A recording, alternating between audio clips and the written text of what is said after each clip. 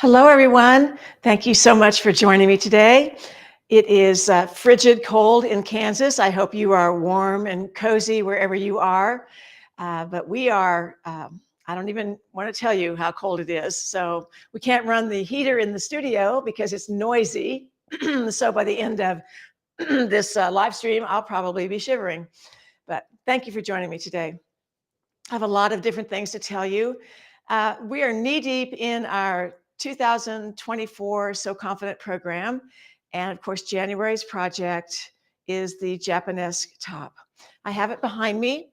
And the two kits that we have and promoted initially, black and emerald. And the fabric that we're using is quite interesting. It's really a double-faced fabric. You can use either side. As a matter of fact, Alex and I use different sides. I use this, I'll call it solid side, but it has a little bit of a wavy texture to it. But the other side has an interesting kind of cable knitted rib texture to it. Very nice. Both sides really are quite nice. I consider one side maybe a little bit more refined than the other and the other more casual, but you know, it's a total choice. But we still have the black and we still have the emerald. And you can see that there are contrasting fabrics used for the sleeves and some trim. But we've added 3 new colorways for kits. Very limited edition. We don't have tons of fabric. So if you like these, you probably ought to get them ordered. So the first color that we've added is this beautiful blue, cobalt blue. And perhaps you can see the texture a little bit. I don't know. It's pretty hard. There it is. That's the rib texture, one side. This is a very stable knit. Has stretch to it, but it's not super, super stretchy. And the fabric that we are coordinating for the trim on the sleeve is this lovely multicolored paisley. The other next color is this creamy white. I'm going to try to show you the other side of it.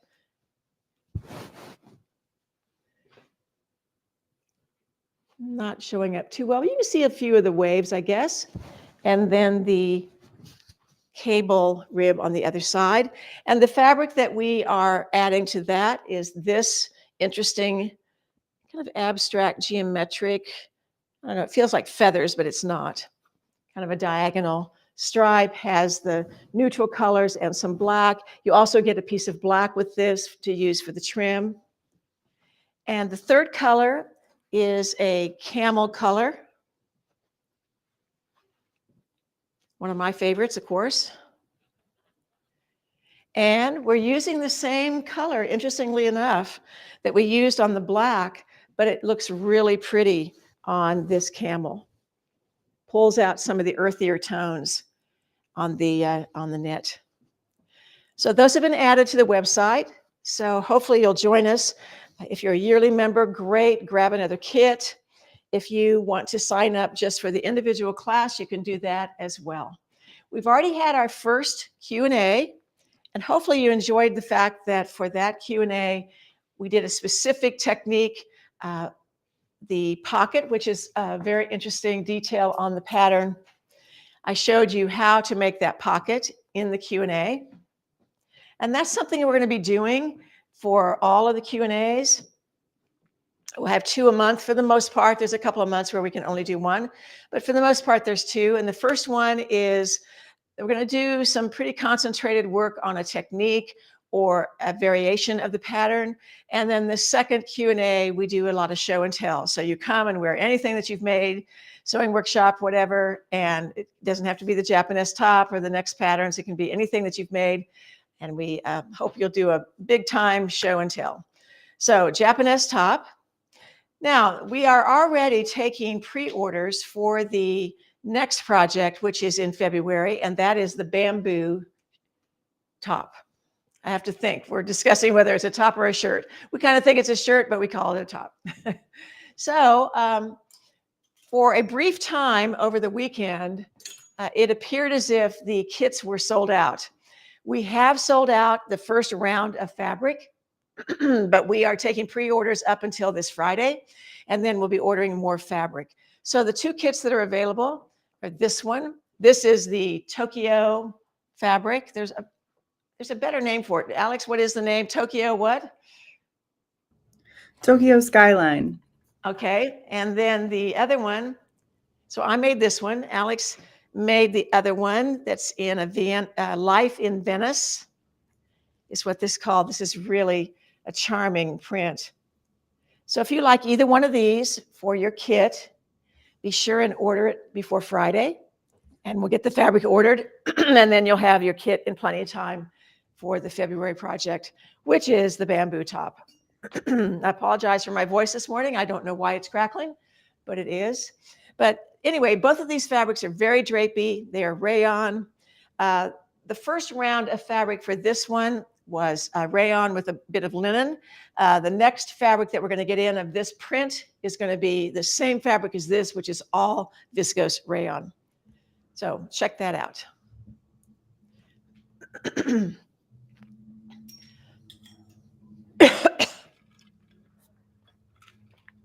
So I want to tell you about two new workshops that we have added to our calendar. You know, we have our So Kansas events, and they are full for the rest of for this 2024. But be sure and put your name on a wait list. You can go to our website and you can add your name to a wait list. It's inevitable that someone cancels, and we do work with our wait list a lot. So you never know. And especially if you live in the vicinity of Kansas, sometimes it's easy for you to get here, and you can drive and not have to worry about a plane ticket. So last minute can even work for some people. So check that out. But we have added two really unique events. And the first one is something that we used to do a long time ago when I owned a fabric store called Threadwear. And it's called the Pattern Testing Workshop. This is going to happen in Cleveland. We had a very successful workshop in Cleveland last, I believe it was November. And we take over this incredibly beautiful venue with lots of light, lots of space. Everybody has lots of workspace, tables, and so forth. And it's just a wonderful place to have a workshop. So we're going to repeat there. And a long time ago, we did the pattern testing, and we would get ready to introduce a new pattern. And we thought, you know, it's a great idea to have people come in, make the same garment. We talk about the fit of the garment. We talk about what fabrics work for them. And then we have written the instructions, and we've got the pattern ready to go, ready to launch.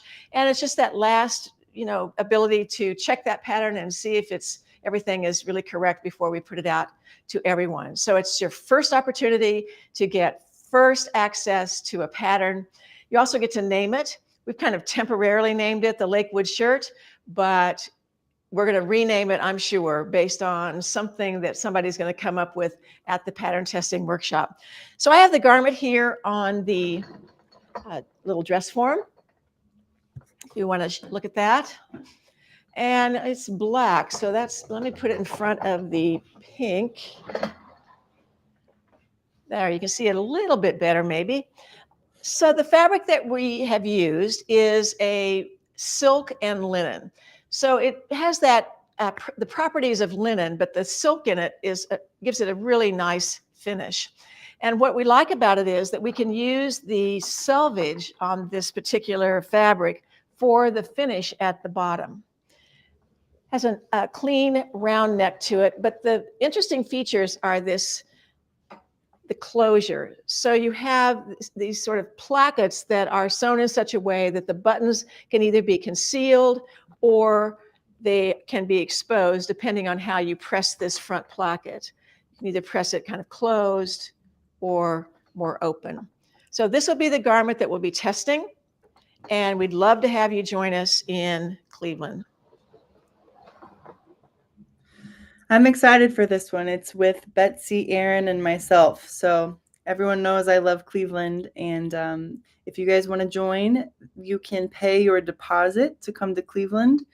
And you can do that on our website. You pay the $150 non-refundable deposit, and then the remaining balance is due later. So it's coming up quick, but like Linda said, we would love to have you. The dates are April 10th through the 13th. although I think on the 9th, you get to go to Alex's beautiful home for a little gathering, a little show and tell, a little trunk show event, and of course, food and drink. So and you'll get, when you sign up, you'll get a list of where to stay. There are some nice hotels around the area where this particular venue is. And it's just, I don't know, I'm in love with Cleveland. I don't live there like Alex does, but I can see why she loves it because it's a pretty fabulous city. So the next class we have added is in August 11th through the 16th. Now this is somewhat like the class that we're doing in February in Santa Fe, and it's the fractured jacket class. So in Santa Fe, we have 5 teachers, me, Kathy Davis, Erin, Samantha Plow, and Alex. And we're at the La Fonda Hotel, and we're going to be situated there for a whole week working on fractured jackets. Well, we decided to replicate that class and do it in Topeka in August 11th through the 16th. So it's a whole week. And we found this is the first time we ever did this class was actually in France, and we called it Fractured in France Jackets. And we realized that a week was, about right. It takes a while to put these jackets together. The planning of it is important. It takes a bit of time to do it. So I have some jackets here to show you, kind of give you a sense of what this workshop is all about. There are 3 possible techniques that you can choose from. So here are the jackets. So the first one is, actually I don't know why I think there's an order to this. There really isn't. So this is the Chicago jacket. We're using either the Chicago jacket or the London shirt as patterns for this project. And the first method is applique, where you use a base fabric. In this case, it's linen. And then you apply some patches. This is a silk ombre fabric that was applied to it. And then some hand stitching, machine and hand stitching holds this down. So applique is one method. Reverse applique is another method. And this one is reverse applique. So the base fabric on this is white wool. And the second layer, the top fabric, is silk jacquard. And you basically stitch some lines and you're cutting away the top surface, the black fabric, to expose the white fabric underneath. So this is reverse applique. And the next one is what we're calling strip applique. Now this particular garment, this is new to the grouping because Kathy just finished it. But these are strips of fabric. In fact, it started out as a scarf. And these are strips of fabric that are fused down, they're torn, and then you sew in some arrangement of stitching to sew it to a base. And in this case, the base fabric is linen and viscose. So these are the 3 methods. We've done a video. If you sign up for the class, we will send you a video before the class that kind of explains these 3 techniques so you get a little bit of a sense of what you're doing. And then we have lots of interesting fabrics that will help you put together to create this really artistic garment. So that will happen in Topeka. It's happening at a different place than our regular studio here, so that we can take a few more people and you have space to actually work and plan your garment, which takes a little bigger space than just a small table. So looking forward to that. That is also on the website, and you can pay a deposit to sign up for that class. So both of those are coming up and new to the events page. So last week, I'm going to review a little bit about last week because we talked about fleece last week. And we ran out of the fleeces pretty fast, and so we added some new fleeces, which are, I think they're really unique and really interesting. And I'm going to show them to you because these printed fleeces, as I'm calling them, we're going to keep on sale for another week because you didn't really see an opportunity to look at them in detail. So there are 2 sets of coordinates. At first glance, you don't think that they are fleece, But this is cotton. What is this? I need to look. Yes, Tencel lyocell organic cotton in elastane. And so the surface of it is a stripe. The stripe also comes through, but the backside is a soft fleece. And the coordinate to that is more of an abstract print. So these together would be fantastic. If you were to make a Marceau top and use both fabrics, I don't know, I think that would be really, really cool. One side in the abstract print and one side in the stripe. Or of course you could make coordinating tops and bottoms if you used the stripe on the bottom, this on the top, reverse that, whatever. And the other one is the purple and cream. So here's the more abstract print of this one. And then we have the stripe that goes with it. So all four of these are fleeces. So we'll keep those on sale for another week for you. I've been trying to decide which one I want to make. I like all of them. Can't really decide, but these stripes are particularly crisp and wonderful. And I don't know, I think one of those stripes, I think the purple is calling to me.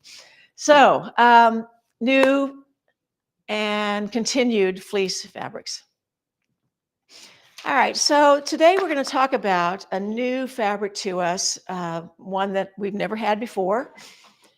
And it's an interesting fabric. It happens to come from the same company as these fleeces that I just showed you. It's the same property of fibers. It has, it's the lyocell, 65% Tencel lyocell, that's rayon, and 31% organic cotton, and 4% elastane. It's produced by a company that is completely into sustainability. Now, you know, you can read about the production of Tencel and understand that for the most part it's sustainable, but there's still some chemicals that have to be used in the process. But these particular fabrics behind me are Eco-Tex certified. And what that means is that every component that goes into the fabric has been tested against a list of up to 350 chemicals that are considered toxic. So these do not have those properties, even though the rayon would have been produced with certain chemicals. They're not the chemicals that are toxic. So the company does specialize in this, and we are trying to order more and more of these kinds of fabrics because we know that people are concerned about that. It's a double-faced fabric. It has a very subtle piqué, if you know what that is. It's like a little tiny dimple, a piqué-like texture. It's elastic, but yet it's firm. So there's stretch to it, good stretch, actually, more to on the cross grain than the lengthwise, although the lengthwise is pretty good, but it's nice and firm. If I were to compare it to something, I would compare the weight of it to Ponte, but this is much, much softer and more comfortable to wear. And that is one of the properties of the Tencel lyocell. That's why it's been developed and why people want to wear it, because it's so comfortable. So it's 60 inches wide, and I'm pretty crazy about it. But these kinds of fabrics are known for their natural comfort and their luxurious softness. So what do you make out of these? Well, I decided that you could make the Bristol top or dress out of it. So here's a dress.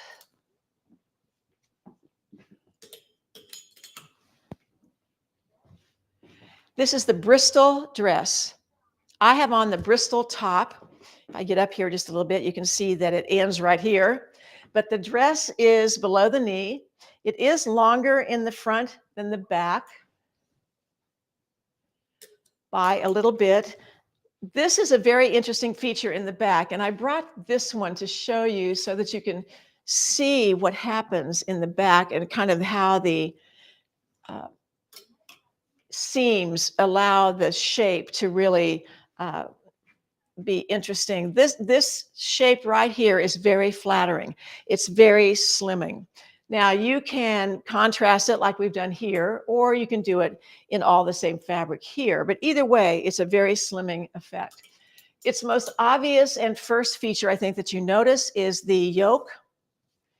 And when we first put this pattern out, I thought, um, is that going to be like restrictive? Am I going to feel that? Because it's such a different kind of construction, but I don't feel it at all. This is one of the most comfortable garments. And I was telling Erin today, it's a cold day. I have my turtleneck on underneath it, my long sleeve turtleneck, and I'm very, very comfortable in this.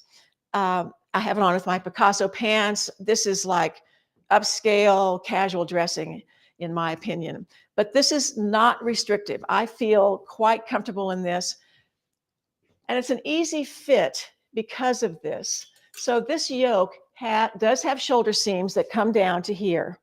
So this is an easy way to actually fit this garment.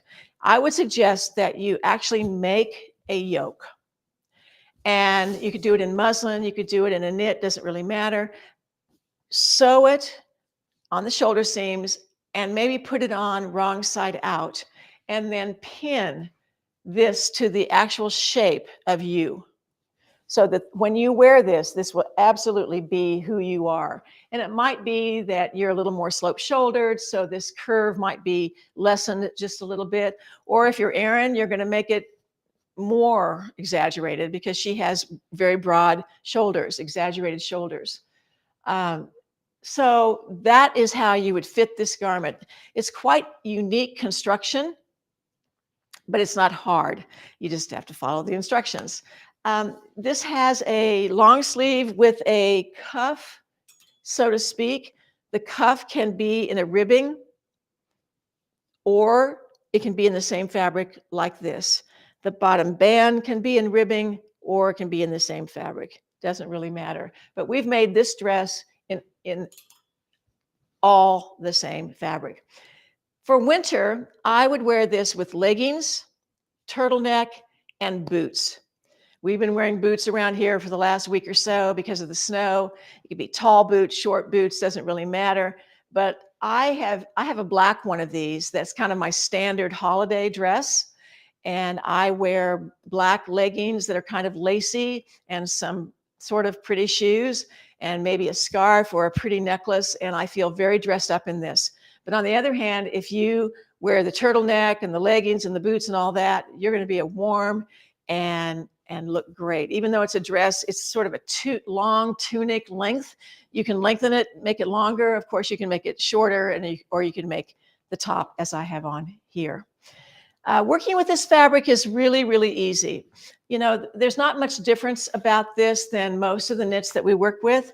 My book on sewing knits from fit to fashion, fit to finish, I always forget what the name of this book is, has all the techniques you ever want to know about sewing with any kind of knit.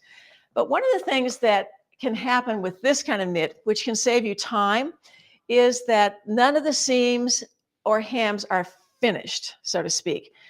A serger was not used on this dress. So this knit cuts nicely, cleanly, and you can sew a seam and leave the seam edges raw. In the case of adding the band at the bottom, this was sewn and then pressed towards the dress, upper part, top stitched, and then trimmed. So it almost looks like a flat felt seam. Think about that for a second. It's very clean on the inside. Let me show you. That's what it looks like on the inside. And of course, on the outside, to get really good top stitching, you're going to want to use a walking foot. That is essential. Now, I have an even feed feature on my sewing machine, and it gets me by 99% of the time. But every once in a while, when I have a fabric that's a little bit squishy or lofty and things aren't moving through my sewing machine perfectly, I will still attach my extra walking foot, and it just does that much better of a job. One of the things I always want to caution people about on neck bindings, and particularly on heavier fabrics, when you're doing your top stitching here, you want to top stitch it a ways away from the well of the seam. This is almost 1/4 of an inch. If you get too close to the well of the seam, you get a sort of an odd looking tunnel, and it doesn't look good. And it certainly doesn't look like you bought it. It looks like you made it. But if I were making this now, I would use my cover stitch machine on the neck and on the hem of the bands, and probably where I've attached the cuff as well. I've really gotten used to this. I was talking to my friend Kathy Miller up in Minneapolis yesterday, and she has the brand new Bernina 890, and I have it too. We both love the machine, and it's one of the best cover stitches that I've ever seen. And it's kind of unfortunate. I wish it were more of a dedicated machine, because I have it set up for cover stitching more than I have it as a serger. I still have my other sergers, so I don't have to really change the machines. That is not the way these machine companies want to promote these kind of machines. But on the other hand, that's how I tend to use it in my own sewing room. I used to have dedicated cover stitch machines, but I got rid of them in order to pay for the other one, and I'm sort of a little bit sorry about that, actually. But you can get cover stitch machines for very little money or a whole lot of money. And I suggest that as a garment sewer, if you are wanting to add to your equipment and your sewing machine is doing just fine, that's the machine that I would add, is some sort of ability to do a cover stitch, because that has turned my sewing on knits into something way more professional than I was able to do 5-10 years ago. So walking foot, I do use a smaller throat plate that has a smaller opening, a 5.5 millimeter opening, rather than the 9 millimeter opening that comes on so many machines. Then my knits are not being sucked down into my sewing machine. Sometimes if I'm having trouble getting things started, presser feet like to be level. And when you're starting a seam, sometimes they're tipped and they don't want to start. I'll put a little bit of tissue paper at the very beginning of my stitching, and then the machine just starts in, and I don't have any trouble with balling up or what I call that rat's nest of thread. I've switched to Erin always has to tell me which this is, Microtex needle. Microtex needle. I don't really use the jerseys and the ballpoints and all of that are meant for knits. I use that Microtex needle, and I'm getting along great with that for all fabrics. And I've really dialed it down. I'm using a 70 or a 75. It's rare these days when I use a size 80, which was the size that I, of course, always used, because that's what my 7th grade sewing teacher told me to use. And 50, 60 years later, I'm not using that anymore. So those are and polyester thread, of course, on knits. I've told you this story a lot, but in the old days, I rarely sewed on knits. It was mostly wovens. And so I had cotton thread all over my sewing room. And now I have more polyester thread than cotton thread. So it tells me that I'm sewing on knits a lot more. So let's look at these fabrics a little bit. We've got 6 colors. I think they're all really beautiful. Of course, we have the red like the dress. This is a beautiful teal color. We are calling it emerald. It has a lot of blue to it, so more teal perhaps than green. This is dark, dark, dark green, forest green. We're calling it deep green. We have a maroon color here, Erin's favorite color, a powder pink, and a purple. So these 6 colors, and I'm thrilled that we've gotten this fabric, because this is something that people have been looking for a long time. It has a very cotton-like matte finish to it. I like the heft of it really well. And I'm promoting this as a winter fabric, but frankly, it's all-purpose and year-round, really. But the fact that it's stable, it holds its shape, is perfect for something like the Bristol, because the Bristol has a lot of interesting shapes to it, and it keeps the shape. So, do we have any questions? Yeah, people are asking about your shirt. Can we know what size you made and what the back looks like? Okay, so I don't know the size. I probably a medium, I'm guessing. Small or medium? Is there a tag in it? Probably not. Well, there might be. We're going to find out. Hold on. Medium. Right. Okay, this is a medium. I can wear a small, I think, in certain fabrics. This is a sweater knit, a printed sweater knit. I don't believe we have any more of this particular sweater knit. We do have other printed sweater knits in our inventory. And then this is a, a rib knit. It's the same knit that we used on the Charlie Bomber project for So Confident a couple of years ago. But here's the back of it, so you can see the insertion of the blue. So that's my top. Lots of comments from people how comfy this pattern is, how it's one of their favorites. So yeah. It was Ann Nutting who produced this pattern for us. Thus, it's named after the street she lives on, Bristol. But she developed this pattern and sent it to us, and I've loved it ever since. can you talk about the stretch in these fabrics, particularly on the cross grain? Sure.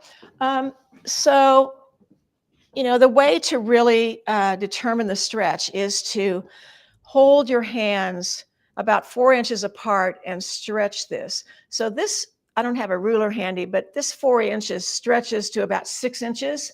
So that would be a 50% stretch. This is an interlock. It is not a curly fabric. It may curl a little bit, but not really. So when it doesn't curl, then that is an interlock construction. And it makes it much easier to sew with. The stretch on the vertical is less so. Let's see what that is. That's more like 25%. So it's about half as stretchy on the vertical as it is on the horizontal. There is a difference in the texture. It's very, very slight. One side has a little more texture than the other. I think either side can be used because it is promoted as a double face fabric, but you would need to be consistent. Well, I don't know, maybe you wouldn't have to be, but I think so, probably. I would want to be consistent with staying on the same side, whichever one I chose. Will we be keeping this fabric in stock? Well, I suspect that we will. The particular company that we get this from is not a company that sells a lot of springy colors.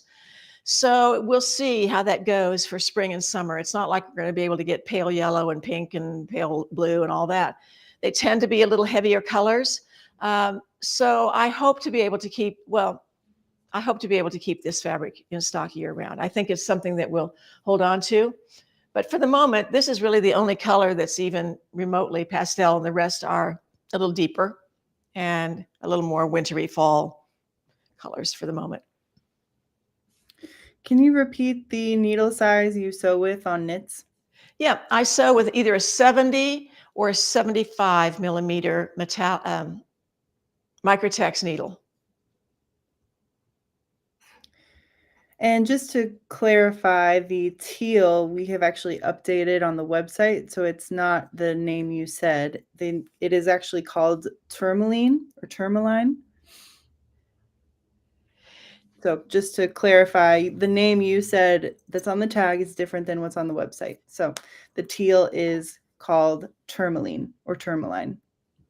Oh, so it's not called emerald green. Correct. That makes sense. Okay. Tourmaline. It's called tourmaline, tourmaline. Okay. Yeah, there's quite a bit of blue to this fabric. You can see the difference between the teal and the green, the dark green up here.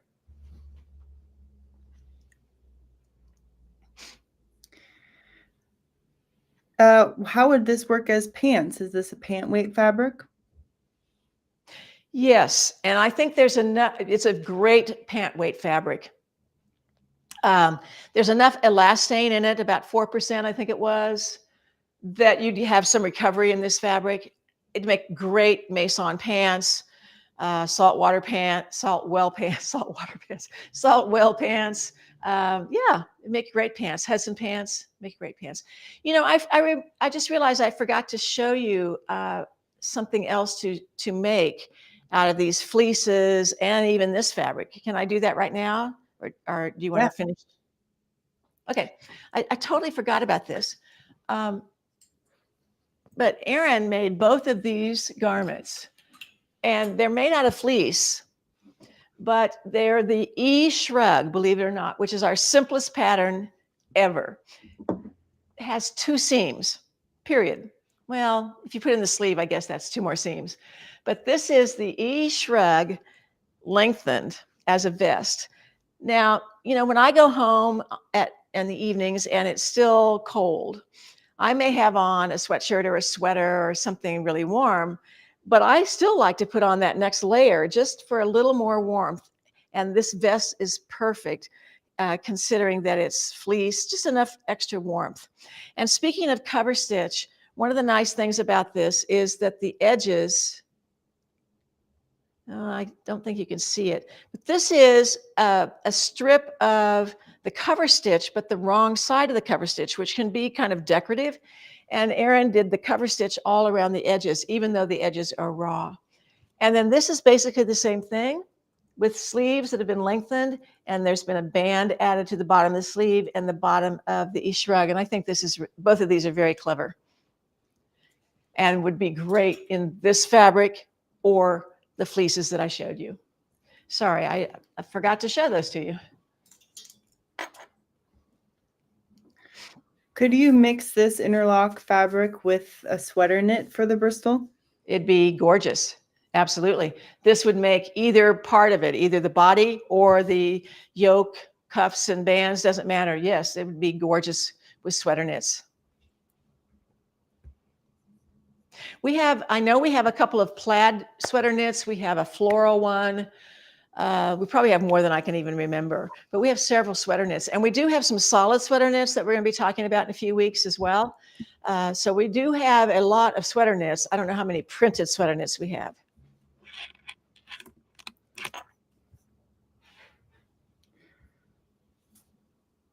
The pattern for the quote unquote vest, can you show the E shrugs again? Sure. Those are called, that pattern is called the E shrug. This is the E shrug without the sleeves, and it's been lengthened, which we tell you about in the instructions, I'm pretty sure. And this is the E shrug with just a slightly longer sleeve than the pattern. And these bands have been added to the bottom. Isn't this fun though? I mean, just super, super simple. I mean, literally you could sew this up in an hour, I think, very quickly. Yeah, you used to teach that in workshops, and it's a great class to teach because it's literally one seam and one giant pattern piece, and you sew the shoulders together if you don't use sleeves. So this was our very first download pattern. I'll never forget it. I thought, oh my gosh, a digital pattern that you download, that's interesting. Yeah, that's it. Now it's routine. And vests are back. Vests are back. That is true. Yeah. Can you use the fleece from last week with the Bristol? The sleeves from last week? Can you use the fleece from last week? Oh, absolutely. Yes, absolutely. I've made the Bristol in a lot of different things. I even have one up here that's in a very different kind of fabric. This is a laser cut polyester with just a cotton knit. I only brought this up here to show you that sometimes I like to shorten the sleeve and just put a narrow band on it rather than the whole cuff thing. So it doesn't have to be a whole sweater warm garment. It can be something a little bit cooler, but we've made it in lots of different knits, from regular jersey knits. But I have found that I like the heavier knits a bit better because of the shape. Sweater knits, fleeces, these double face knits, ponte. Did I say fleece? Maybe not. Yeah. The heavier, this knit that we're using for the Japanese top would be a fantastic knit to use, because you could use the two sides and get a texture difference in the pieces.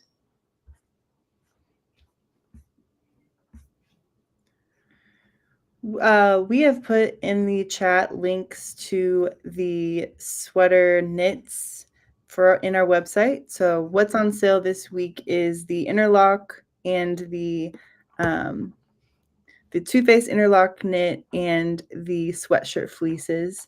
But you can shop our sweater knits on our website. Yes. What's the technique you use to sew with this knit? Are you using a straight stitch with 5mm stitch plate? I'm using a straight stitch. I normally sew with about a 2.5 or 2.4 millimeter stitch length. I do not use a small zigzag. I do not use that knit stitch on my sewing machine. That is a nightmare to use and to rip out if you have to rip out. For me to sew knits, it's always a straight stitch. And with the polyester thread and the special throat plate and the Microtex needle, I get along just fine. Every once in a while on a certain ponte, I might get a skip stitch. And if I do that, then I start changing things like a needle, the thread, even the brand of thread can make a difference, but it's very rare. Regarding the shrugs, can you tell us what the fabric is and how much longer you think those patterns were made? This is fleece. You see it's a knit on one side and the soft fleece on the other. The length has been lengthened about this much, 6 inches, I would say, give or take. Both of them are fleeces. Can you put the sweater knit next to the interlock so that someone could see if they match? The purple night next to the purple cream.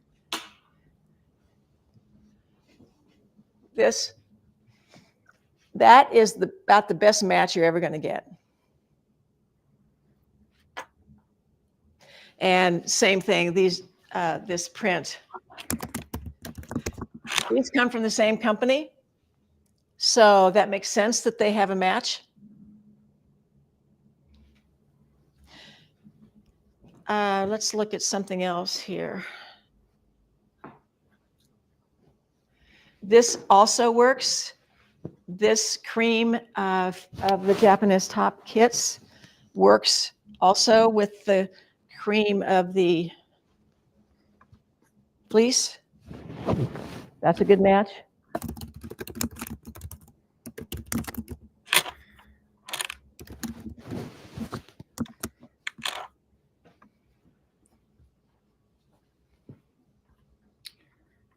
What is the brand of polyester thread that you use? I use Metricine.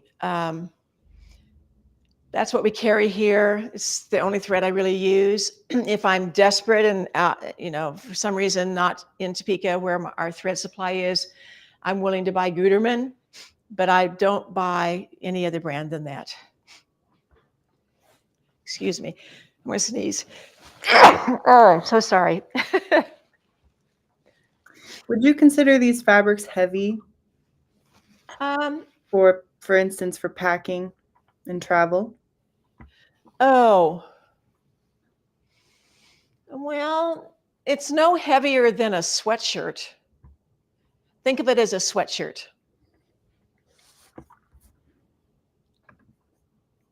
Depends on where I'm going. If I'm going to Tucson, I'm not taking it. If I'm going to Minneapolis, I'm taking it.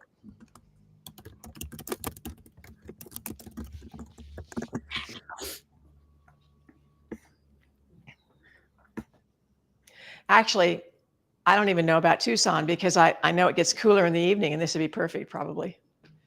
So maybe I should go further south, like Mexico, like Cancun. I'm not taking this to Cancun. There we go. Regarding the E-Shrug, the E-Shrug does have a sleeve in the pattern. Correct. So that sleeve has just been lengthened, as you're seeing. So you can either make the pattern without the sleeve or with the sleeve, but it is included in the pattern. Right. Not only has this sleeve been lengthened, but it also has this extra, probably 1.25 inch band on it. But the sleeve is normally more like that. I suspect this has been lengthened a couple of inches. Erin made this, and I'm sure she doesn't remember. Way too many projects since then.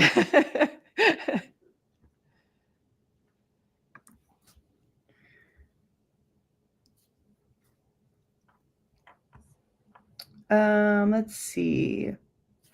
There's questions about yardages. For the Bristol, we have both yardage for a top and a dress. So first you have to choose if you're going to make a top or if you're going to make a dress.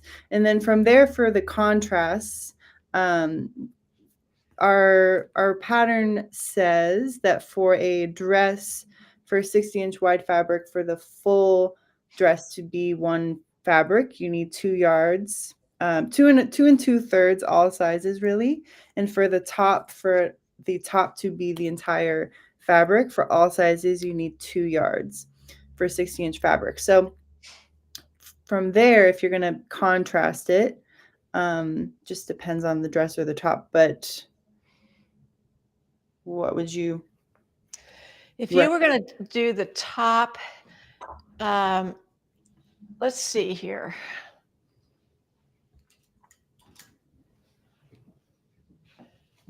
So this is probably 2/3 of a yard. I think you could probably go 1.5 yards, something like that. Probably split it just about in half. How much does it call for a top, Alex? 2 yards for all sizes. Yeah. I'd still get 1.5 yards and 1.5 yards just in case. And then the dress, you said 2 and 2/3 for all sizes. Yeah, if you got maybe the 1.5 yards, but for sure 2 and 2.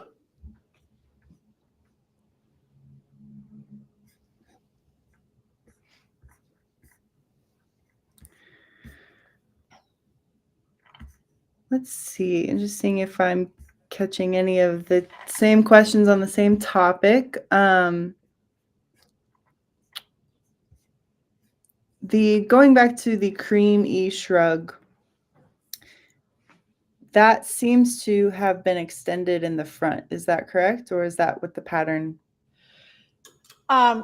So the way this is cut out,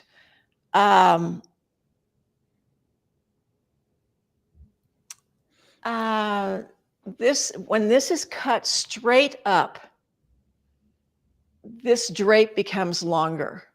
If you follow the pattern, it's on an angle. Is that what's happens to this? Well, I think it's been lengthened completely. So that's, if you lengthen it, the drape lengthens too. I don't know if that's what they're asking. Yeah. That is explained actually in the directions, but it's because of the way this is shaped, you're not lengthening this. This happens when you lengthen the garment. Correct. Yes. Mhm. Yeah. I think that would be evident when you look at the pattern. Mhm. This part is longer. This is, I think, how most east shrugs are. And you can see that it's angled. Maybe you can see that it's angled. Mhm. This one is not angled. This is cut straight up.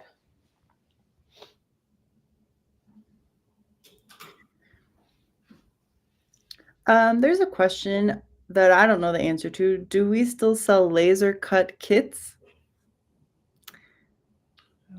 The I white don't. laser cut. No, we do not. We don't have any laser cut fabric on hand that I can think of. Okay.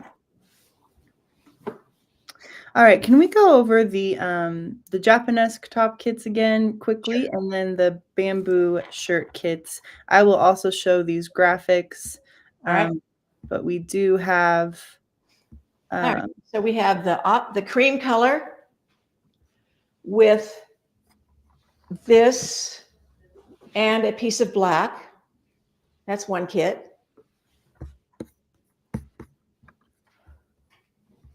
We have cobalt blue with this.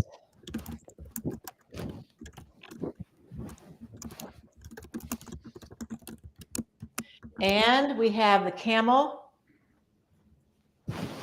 and this print. So those are Japonesque. And bamboo, we have the Tokyo fabric.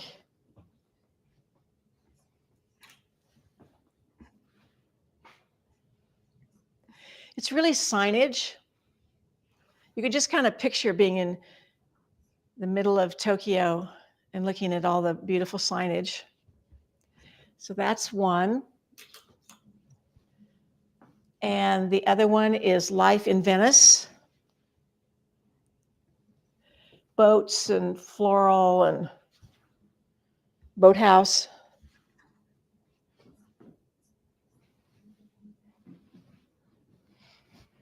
And we need your orders for these by Friday.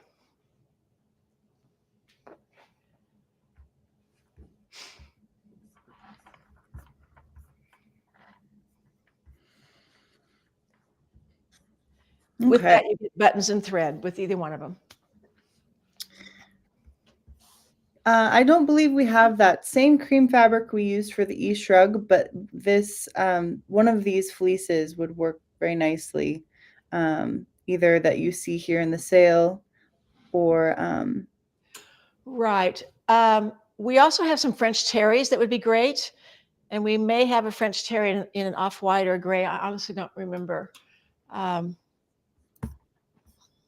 Just can't remember.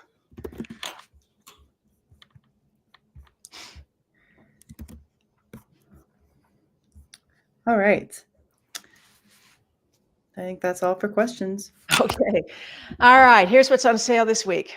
The Bristol top and dress pattern, which is printed. The E-Shrug pattern, which is a digital download pattern. All of these fabrics that are on the wall, plus the 4 printed fleeces, the stripe and the abstract prints. And we have 2 tutorials on sale. The Cover Stitch online workshop, we're pricing that at $8. If you're thinking about buying a cover stitch machine or getting a serger with a cover stitch option, maybe you watch that first before you go to the dealership. Also, sew and knit wardrobe, which is a lot of techniques of how to sew knits. So, is that everything, Alex? I think so. Covered All a lot right. today. Nice questions today. Thank you so much. All right. Well, I hope you have a great week. And I will see you. I won't see you next Tuesday, but we will see you next Tuesday. Okay. Bye-bye, everybody.